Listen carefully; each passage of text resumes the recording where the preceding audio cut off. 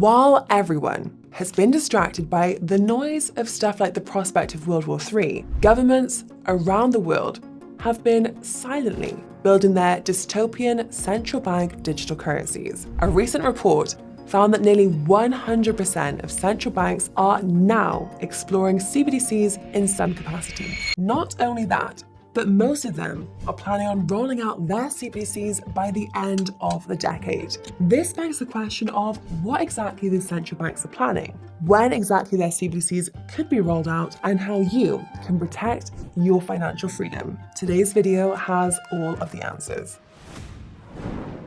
The report that we'll be summarizing today is titled, and I quote, "Embracing Diversity, Advancing Together, the Results of the 2023 BIS Survey on Central Bank Digital Currencies and Crypto." It was published by the Bank for International Settlements, or BIS, the bank for central banks. The link to the report is in the description. Now, the report begins with a brief introduction, wherein the authors note that the survey they conducted took place in 2023 and involved 86 central banks. Notably, the survey includes questions about why central banks are interested in CBDCs and whether they're interested in stablecoins. For context, most stablecoin functions are actually identical to CBDCs. The main difference is that stablecoins are issued by private companies, whereas CBDCs are issued by, you've guessed it, central banks.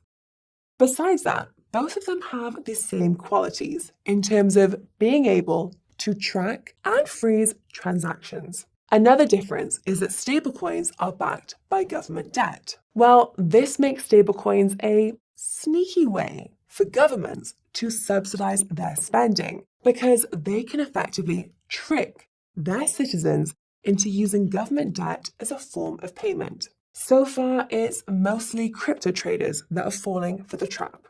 Anyways, the authors then go on to explain what CBDCs are and highlight the difference between retail CBDCs and wholesale CBDCs. As some of you will know, retail CBDCs will be used by regular people like you and me, whereas wholesale CBDCs will be used by select individuals and institutions. In other words, two CBDC systems, one for them and one for us. Not surprisingly, the prospect of a two-tiered CBDC system and CBDCs in general hasn't been popular with the average person. This is why central banks and governments both seem to be warming up to the idea of stablecoins as an alternative. I'll reiterate that stablecoins are functionally identical to CBDCs. Per the report, and I quote, "Over the course of 2023, various banks and other traditional payment service providers started to use stablecoins for their activities or to issue stablecoins to their customers." The authors go on to note various stablecoins and experiments involving PayPal's PYUSD and Circle's USDC. Now, in the second part of the report, the authors give some details about the central banks that were involved in the survey and the CBDCs and stablecoin questions they asked them. The map of participating central banks can be seen here. It doesn't look like much, but it covers 81% of the world's population. Regarding the responses, the authors provide a visual breakdown of what kinds of CBDCs these central banks are focused on and what stage their development is at. Unfortunately, most of them are working on both wholesale and retail CBDCs. Fortunately, only a few are at the pilot stage. Most are still being researched. The best part is that most of these CBDC pilots are related to wholesale CBDCs, not retail CBDCs. As you can hopefully see, the number of retail CBDC pilots actually seems to have flatlined over the last few years. This underscores the fact that CBDCs are becoming increasingly unpopular with the public. On that note, you should note that the totalitarian qualities of CBDCs aren't the only reason why central banks are struggling to roll them out. There is also significant technological hurdles and risks. As you can imagine, CBDCs are top targets for hostile countries, and they aren't exactly easy to build. This ties into why exactly central banks are exploring CBDCs. The authors start by revealing that central banks believe that rolling out both retail and wholesale CBDCs is very important. As to the reason why, The BIS found exactly what I just said. They're worried about their national currencies being replaced. Specifically, central banks are worried about their national currencies being replaced by, and I quote, new forms of privately issued money. This is code for not just stablecoins, but also cryptos in general. Obviously, stablecoins are perceived as the bigger threat due to their similarities to fiat currencies. Imagine a scenario where the euro starts to rapidly lose value due to the aforementioned divergence between monetary and fiscal policies of Eurozone countries. Most Europeans would probably look for somewhere else to keep their money safe, and many would probably choose US dollar stablecoins. This would be a bigger problem than you would think, because it would mean that any efforts the ECB would take to stabilize the euro would fail, because not enough people are holding euros. The possibility that efforts to stabilize currencies would fail due to competition has been noted by the ECB and others. The only solution then is to restrict what people can do with their money. And this is precisely what CBDCs are designed to do, to limit what you can buy and when you can buy it. Now consider that the ECB implied in its first digital euro report that it could replace stores of value like gold. Put simply, the ECB implied you won't be allowed to buy gold with digital euros. But, of course, the ECB's tone has softened since that first report. More about that in the description. Now, this relates to when central banks could start rolling out their CBDCs. According to the BIS survey, most central banks are focused on launching wholesale CBDCs in the medium term. What's interesting is that fewer central banks are signaling this than before, suggesting they're encountering technical hurdles. The breakdown of when central banks expect to roll out retail and wholesale CBDCs is eye-opening to say the least. It shows most central banks don't see retail or wholesale CBDCs rolling out in the short term. And while many believe it's possible in the medium term, very few believe it's likely. Short term means 1 to 3 years, whereas medium term means 4 to 6 years, FYI. The key takeaway then is that central banks don't think they'll be rolling out any kind of CBDC anytime soon, which is certainly good news. The bad news is that few big central banks expect to launch retail and wholesale CBDCs in the short term, the most notable example being the ECB with the digital euro.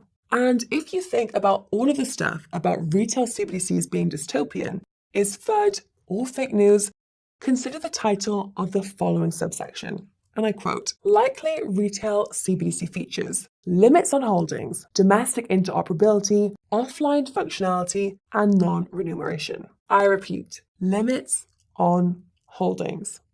Now, a breakdown of all of the features of retail CBDCs can be seen here. You'll notice there's quite a bit of uncertainty about whether they should be included. Besides limits on balances, controls include limits on transactions, obligations for merchants to accept, programmability, and embedded capital flow. Those last two are especially sinister.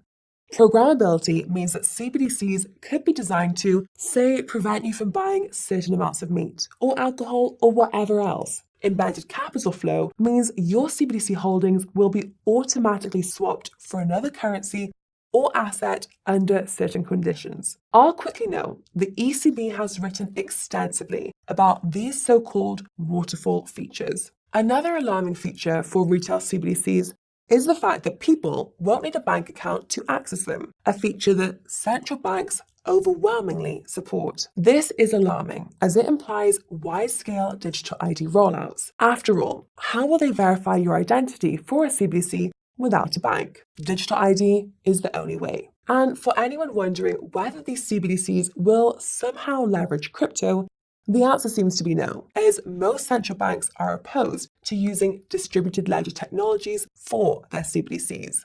What's fascinating is that central banks in developing countries seem to be open to embracing crypto tech. Just a reminder that when cryptocurrency uses blockchain, it's a good thing. When governments or central banks uses blockchain, it's a bad thing. Blockchain is a powerful tool that can be used for slavery or for freedom. Crypto uses blockchain for freedom. Central banks and governments use it for slavery. Now, when it comes to the kind of features central banks want for wholesale CBDCs, there isn't too much to note. Central banks seem to want everything and more, but it's irrelevant as wholesale CBDCs won't be used by you and me. Again, they'll be used by select individuals and institutions.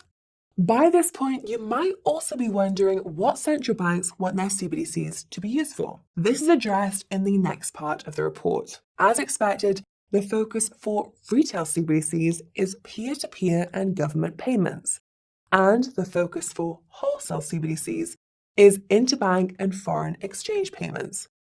That reminds me, requiring a retail CBDC to pay taxes is one approach that many governments are likely to take to force their populations to adopt their dystopian digital currencies. The catch is that you can easily force adoption, but it's going to be very difficult to force day-to-day use outside specific settings. Look no further than Nigeria for evidence of that. The government couldn't even force the adoption of the e-Naira CBDC, despite restricting cash use. More about that in the description. Anyhow, as always, the entities that will be helping central banks and governments roll out their CBDCs are so-called stakeholders. For reference, the term stakeholder seems to have its roots in the West's crazy idea of stakeholder capitalism, and it's basically a code for powerful individuals and institutions. Lo and behold, the authors don't give too many details about the stakeholders involved in the CBDC rollout, noting unspecified public authorities, payment technology companies, and commercial banks. It's safe to assume that any of the above institutions affiliated with the WEF are involved in CBDCs. You might also recall that so far, stablecoin use has been limited to crypto traders and the like. This is confirmed by the survey of central banks conducted by the authors, which revealed that only a small fraction of people are using stablecoins for payments. Then again, they admit they can't say for sure. What's funny is that the authors claim that the adoption of stablecoins can help central banks better understand how to ensure the adoption of CBDCs. This is funny because the main reason why stablecoins have so much adoption is because they're perceived to be less controlled than CBDCs. Did I mention that's technically not the case? In any case, the authors reveal that more than 60% of surveyed jurisdictions are in the process of rolling out crypto regulations. On the other edge, however, these crypto regulations will result in more inflows into the crypto market. In turn, this will increase the amount of lobbying around crypto regulations, which should eliminate most of the worst restrictions. Zero privacy regulations will probably be the first, as big investors want privacy.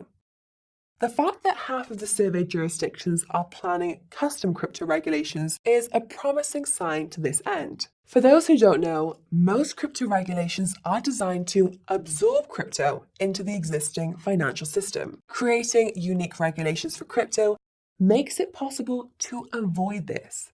This is presumably why the authors warn that it is paramount for countries to conform to the global crypto regulation recommendations given by the likes of the Financial Action Task Force. The fact the authors feel compelled to give this warning confirms that countries are going their own way.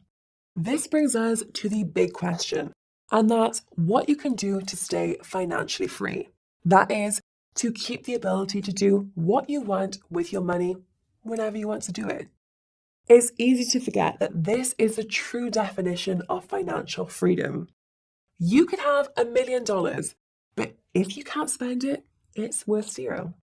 For starters, you can keep a portion of your wealth in a currency or asset that can't be easily confiscated, such as BTC or gold. The caveat is that you must also ensure that you can actually spend this currency or assets on goods or services. This will be easier said than done when CBDCs start rolling out. That ties in to the second way to stay financially free, and that's to ensure you're part of a like-minded community. Ideally, you would form this community in person, but forming this community online can also be enough in some cases. The views in this video are proof that you are not alone, so keep that in mind. This relates to the third way to stay financially free, and that's to consider relocating if you believe a CBDC is imminent in your country or region. This applies to most of those living in Europe, as the digital euro seems to be just around the corner. You may not need to move, but you do need to have the option to. This pertains to the fourth way to stay financially free, and that's to advocate for alternative technologies. The problem there is that some alternative technologies, like stablecoins, are very similar to CBDCs. On the plus side, they should be much less dystopian than CBDCs if there's a free market. That's just because in a free market, stablecoins with too many restrictions will not be adopted by the average person. They will naturally gravitate to whichever stablecoin gives them the most freedom. If all stablecoins end up with restrictions, then they could very well start using other cryptocurrencies like BTC. Now, the final way to be financially free is the most difficult, but will guarantee your freedom. That is to help create digital currencies that preserve our collective financial freedom. As the saying goes, if you want something done right, you've got to do it yourself. Creating a digital currency is a daunting task, but it can be done. And if you succeed, then you could find yourself incredibly wealthy. The trade-off is that you're likely to make lots of enemies in the process. You know, central banks, commercial banks, governments, Gary Gensler, the list really does go on. The truth is that such conflicts are inevitable when you have lots of money and influence. Food for thought. With all that said, though, it looks like time is on our side.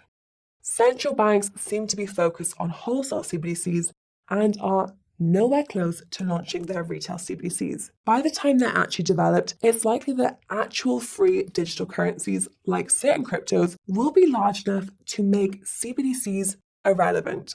If the BIS report is anything to go by, though, the pace of CBDC development will depend on how threatened central banks feel by stablecoins and the like. As stablecoins and other cryptos continue to grow, so too could the development of CBDCs and an epic battle between good and evil. Just don't forget that not all crypto projects are on the good side. Well, that's all for today's video. If you found it informative, be sure to smash that like button. If you want to stay informed, subscribe to the channel and ping that notification bell so you don't miss the next one. Thank you so much for watching. Signing off.